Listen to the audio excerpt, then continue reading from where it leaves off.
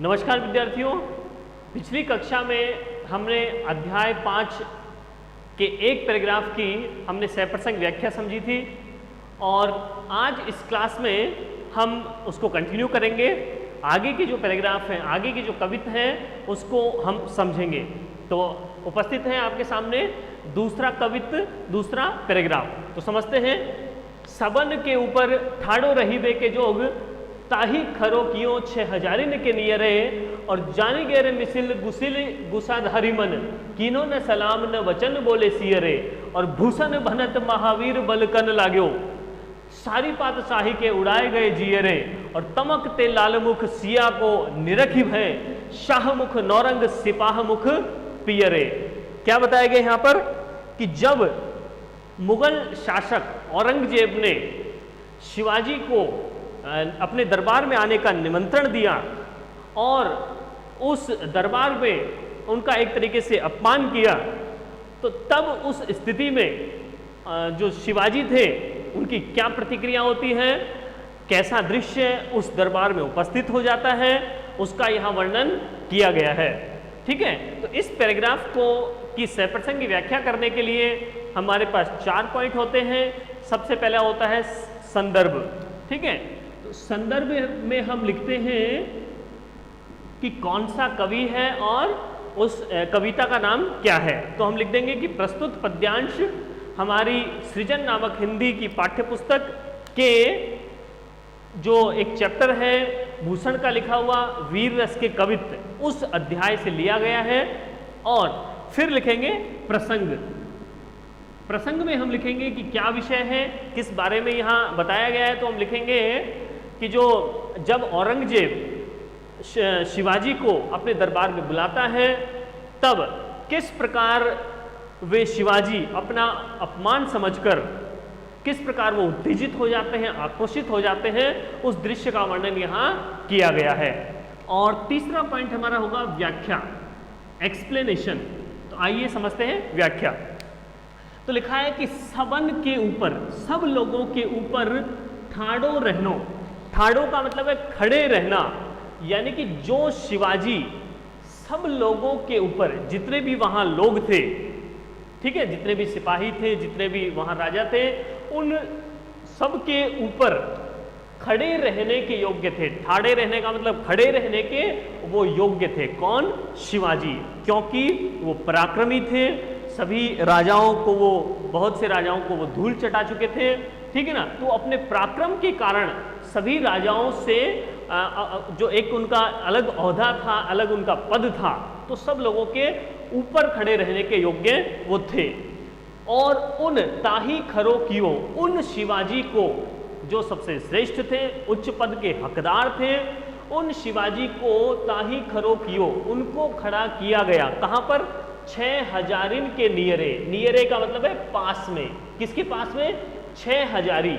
6000 जो एक सेनापति था, उस सेनापति के अंडर में 6000 जो सैनिक होते थे, उन के साथ में, उस 6000 पद वाले व्यक्ति के साथ में उन शिवाजी को खड़ा किया गया, जो कि बिल्कुल अनुचित था। ठीक है, वो एक सेनापति के बराबर नहीं थे, वो एक शासक थे, पराक्रमी शासक थे। ठीक है ना, तो उनको 6000 पद के सेनापति के समक्ष खड़ा करना अनुचित कार्य था। किसका? औरंगजेब का। औरंगजेब के द्वारा शिवाजी को अपने दरबार में बुलाया गया और फिर जो उचित सम्मान था वो नहीं दिया गया और उनको 6000 जो पद के जो सेनापति थे उनके समक्ष उनको खड़ा किया गया, बल्कि उनको एक जो सिंहासन है राजा के समक्ष उनको आदर नहीं दिया गया। और क्या कहा गया है? तो इस प्रकार की जो अनुचित क्रिया जो औरंगजेब ने की, मुगल शासक ने जो की, तो इस कारण से क्या हुआ? शिवाजी जानी गैर मिसिल जाना। गैर मिसिल का मतलब है अनुचित। अनुचित था वो कार्य, औरंगजेब के द्वारा किया गया कार्य अनुचित था। तो उस अनुचित कार्य को समझ करके शिवाजी ने क्या किया? अपने मन में गुस्सा धारण कर लिया, वो क्रोधित हो गए कि ऐसा नहीं किया जाना चाहिए। ठीक है ना, तो इस प्रकार शिवाजी ने गैर मिसिल जानकर, अनुचित जानकर अपने मन में गुस्सा धारण कर लिया और किन्हों ने सलाम नहीं किया, यानी कि वो औरंगजेब के दरबार में गए थे, ना तो वहाँ उन्होंने झुककर प्रणाम किया, गुस्से में आ गए वो, और उन्होंने ना ही वचन बोले सियरे, शीतल वचन नहीं कहे, रामा श्यामा नहीं की, प्रेम पूर्वक वो उन्होंने अभिवादन नहीं किया, क्योंकि वो अनुचित को अनुचित मानते थे, उचित को उचित मानते थे। ठीक है, और इस प्रकार से भूषण भरत, भूषण कवि कहते हैं, भनत का मतलब है कहना, भूषण कवि कहते हैं कि महावीर बलकन लाग्यो, जो महान जो वीर था, कौन था? शिवाजी, वो क्या हो गया? बलकन लाग्यो। बलकन मतलब अत्यधिक क्रोध में उत्तेजित हो गए, और अत्यधिक क्रोध में आने के कारण क्या हुआ? सारी पातशाही, पातशाही का मतलब है बादशाहत, जो मुगल साम्राज्य की जो बादशाहत थी वो सारी क्या हो गई? उड़ाए गए जियरे, वो क्या हो गए? सबके होश उड़ गए। जितने भी वहाँ राजा थे, जितने भी वहाँ सेनापति, सैनिक, जो सभी दरबारी जो लोग थे, वो सभी क्या हो गए? भयभीत हो गए, सबके होश उड़ गए। कैसे होश उड़ गए? उसी प्रकार जिस प्रकार से हमने देखा है बॉलीवुड का सीन या हॉलीवुड का सीन या टॉलीवुड साउथ फिल्मों का सीन हमने देखा है, और जब विलन के द्वारा किसी हीरो को, नायक को थोड़े पिटाई की जाती है, और फिर जब वो नायक हीरो जब बदला लेने के लिए उसके अपने खून को पहुंचता है और फिर बदला लेने के लिए जब आगे बढ़ता है, तो उसी प्रकार से बढ़ने के कारण सारे जो लोग होते हैं, विलेन जो होते हैं, विलेन का जो खेमा होता है, विलेन की जो टीम है, वो सभी भयभीत हो जाते हैं कि अब ये जो क्या हो गया है, ये जो हीरो अपने पावर में आ गया है, क्योंकि ये तो हीरो है और ये क्या कर देगा? सबको धूल चटा देगा, ठीक है ना, और चुन चुन के मारेगा। उसी प्रकार से शिवाजी के क्रोध में आने के कारण सारी जो बादशाहत थी, वो बादशाह औरंगजेब और जितने भी सारे दरबारी थे, उनके सबके होश उड़ गए कि अब क्या होगा। ठीक है, तो और तमकते लाल मुख शिवा को निरखी भय, ठीक है ना, तमकने लगा, उनका जो मुख था वो क्या हो गया? शिवाजी का जो लाल मुख हो गया, ठीक है ना, गुस्से में कैसा मुख हो गया उनका? लाल मुख हो जाना। शिवाजी का मुख कैसा है? लाल हो जाना, ठीक है ना। तो लाल मुख का मतलब है अत्यधिक क्रोधित हो जाना, ठीक है। तो शिवाजी का मुख हो गया लाल, और उस लाल मुख को देख करके ये शाहमुख नौरंग, नौरंग मतलब औरंगजेब, औरंगजेब का मुख कैसा हो गया? शाह रंग का हो गया, काला पड़ गया।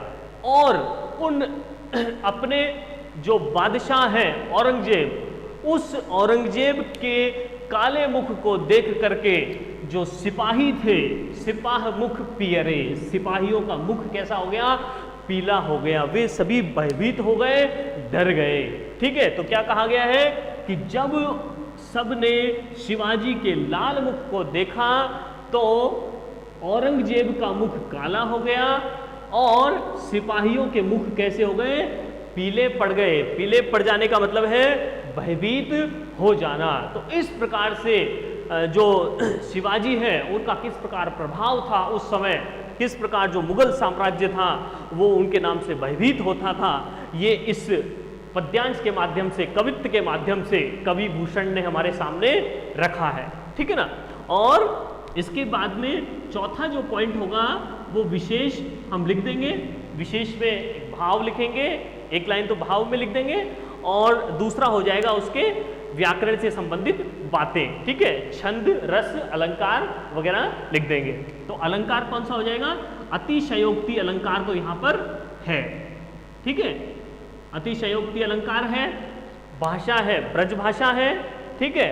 और यहाँ पर रस है वीर रस है, गुण है ओज गुण है, और छंद हो जाएगा कवित्व छंद, ठीक है। इस प्रकार से हम इसकी सप्रसंग व्याख्या कर सकते हैं, ठीक है। एक बार फिर से इसकी व्याख्या को हम समझ लेंगे, ठीक है। तो जब औरंगजेब ने शिवाजी को अपने दरबार में बुलाया तो क्या हुआ सुनिए, कि जो सब लोगों के ऊपर खड़े रहने के योग्य जो शिवाजी थे उनको खड़ा किया गया। कहाँ पर? 6 हजारी जो पद के सेनापति थे उनके पास में शिवाजी को खड़ा रखा गया, जो कि गलत था। वो उससे ऊपर के पद के अधिकारी थे। तब क्या हुआ, इस प्रकार की स्थिति को शिवाजी ने गैर मिसिल जानकर, अनुचित जानकर अपने मन में गुस्सा धारण कर लिया और उन औरंगजेब को ना ही सलाम किया, प्रणाम नहीं किया, अभिवादन नहीं किया और शीतल वचन भी नहीं बोले। ठीक है ना। और इस प्रकार से कवि भूषण कहते हैं कि जो महान वीर थे यानी शिवाजी, वो क्या हुए, गुस्से में क्या हो गए, लाल हो गए, अत्यधिक गुस्सा करने लगे। तो उनके गुस्से को देख करके सारी जो बादशाहत थी उसके क्या हो गए, होश उड़ गए। और शिवाजी के गुस्से में लाल मुख को देख करके क्या हो गया, औरंगजेब का मुख काला हो गया और सभी सिपाहियों के मुख पीले हो गए। ठीक है, आइए देखते हैं नेक्स्ट पैराग्राफ, तीसरा कवित्त। इसमें क्या बताया गया है कि यहाँ पर इस कवित्त में बताया गया है कि जो शिवाजी हैं वही इस संसार को चलाने वाले हैं, पालन पोषण करने वाले हैं, सब कुछ करने वाले वही हैं। ठीक है ना। तो इसकी सप्रसंग व्याख्या लिखने के लिए वही ये 4 पॉइंट हम लिखेंगे, संदर्भ, प्रसंग, व्याख्या और विशेष। ठीक है। तो हम व्याख्या समझते हैं, भावार्थ समझते हैं। लिखा है कि तुम्हारे ही भुजाओं पर भूतल का भार है। भूषण क्या कह रहे हैं, यहाँ शिवाजी का अतिशयोक्तिपूर्ण वर्णन किया गया है, उनको सब कुछ माना गया है, उनको इस संसार के निर्माता से भी बड़ा बताया गया है। किस प्रकार, समझिए। कहते हैं कि हे शिवाजी, भूषण कह रहे हैं कि हे शिवाजी, तुम्हारे ही भुजाओं पर, तुम्हारे कंधों पर भूतल का भार है, इस संसार का भार तुम्हारी भुजाओं पर है। ये संसार को, इस पृथ्वी को तुमने ही धारण कर रखा है। और कहिबे को शेषनाग, दिगनाग, हिमाचल है। शेषनाग, दिगनाग और हिमाचल, ये 3 प्रकार की मान्यताएं हैं।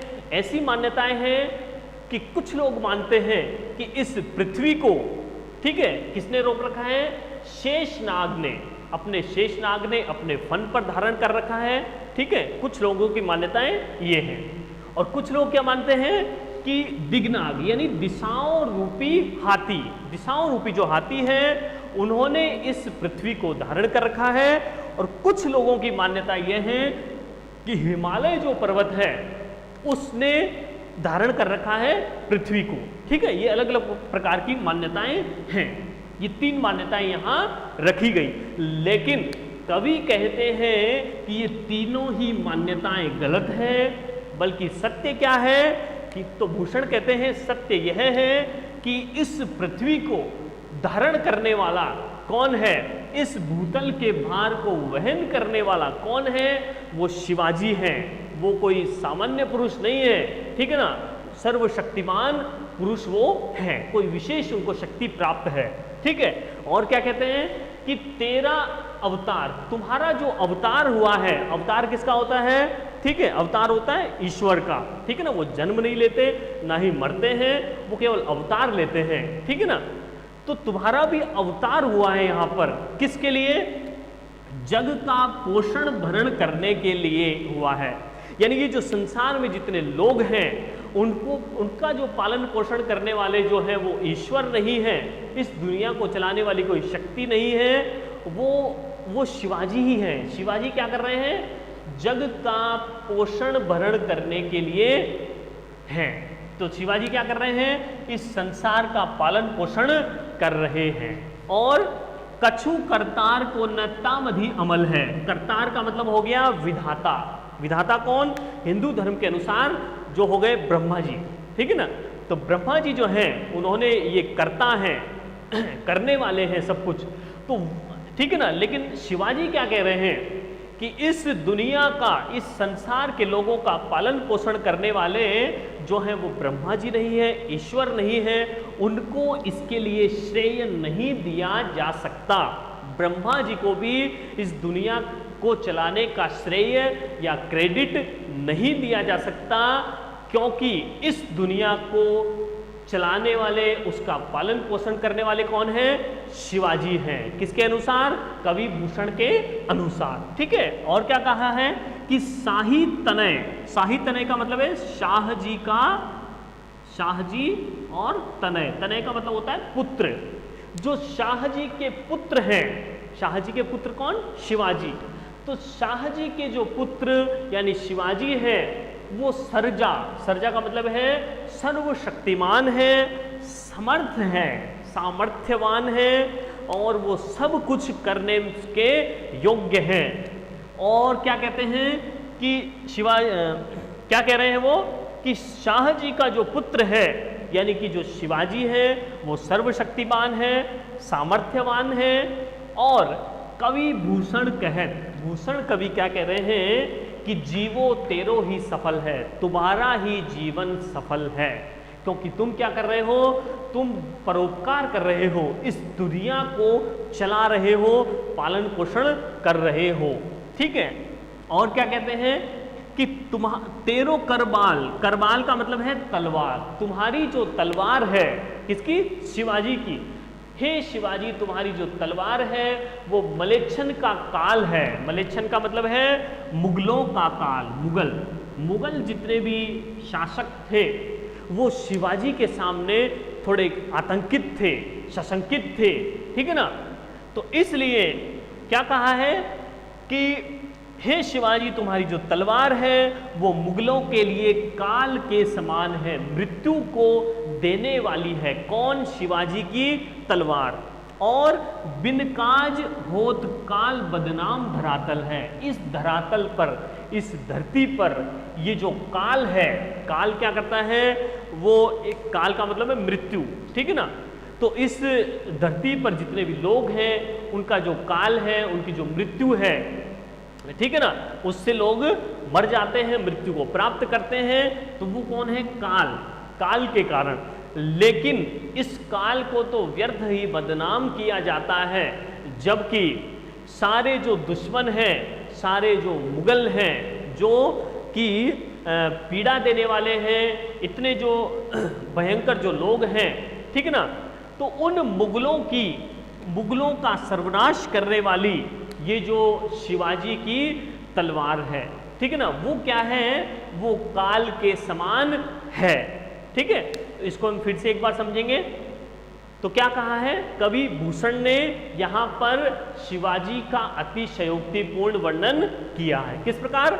तो क्या कहा है कि हे शिवाजी, तुम्हारी ही भुजाओं पर इस धरती का भार है, तुमने उसको वहन किया हुआ है। और ये जो मान्यताएं हैं कि इस धरती को शेषनाग ने धारण किया है, या फिर दिशाओं रूपी हाथी ने धारण किया है, या फिर हिमालय ने धारण कर रखा है, यह सारी प्रचलित धारणाएं गलत हैं, क्योंकि ऐसा कुछ नहीं है। शिवाजी ही इस धरती को धारण किए हुए हैं। और हे शिवाजी, तुम्हारा जो अवतार हुआ है इस संसार का पालन पोषण करने के लिए हुआ है, और इसके लिए जो ब्रह्मा जी हैं, ईश्वर हैं, जो कर्ता हैं, उनको भी श्रेय नहीं दिया जा सकता। इस संसार का पालन पोषण करने का श्रेय, क्रेडिट किसको दिया जाएगा? शिवाजी को। और क्या कहा है कि जो शाही तनय यानी शाहजी के जो पुत्र हैं अर्थात शिवाजी हैं, वो क्या हैं? सर्वशक्तिमान है, सामर्थ्यवान है। और कवि भूषण क्या कहते हैं कि हे शिवाजी, तुम्हारा ही जीवन सफल है। क्यों सफल है? क्योंकि तुम ही क्या कर रहे हो? इस धरती को अपने कंधों पर धारण किए हो और पूरे संसार का क्या कर रहे हो? पालन पोषण कर रहे हो। और तुम्हारी जो तलवार है वो क्या करती है? इन सारे मुगलों का सर्वनाश करने वाली है, इन मुगलों के लिए काल के समान है। तो इस प्रकार से जो कवि भूषण है, इन कवित्वों में ये जो दो कवित्व हमने पढ़े यहाँ पर क्या बताया गया है कि किस प्रकार से कवि भूषण के द्वारा शिवाजी की वीरता का, ठीक है ना, अतिशयोक्तिपूर्ण वर्णन यहाँ किया गया है। और इन 4 पॉइंट्स के माध्यम से हम इसका सप्रसंग व्याख्या कर सकते हैं। यहाँ हम संदर्भ में इसका कवि और उसका कविता का नाम लिखेंगे, प्रसंग में लिखेंगे कि क्या विषय बताया गया है, ठीक है, और फिर व्याख्या हमने समझ ही ली है।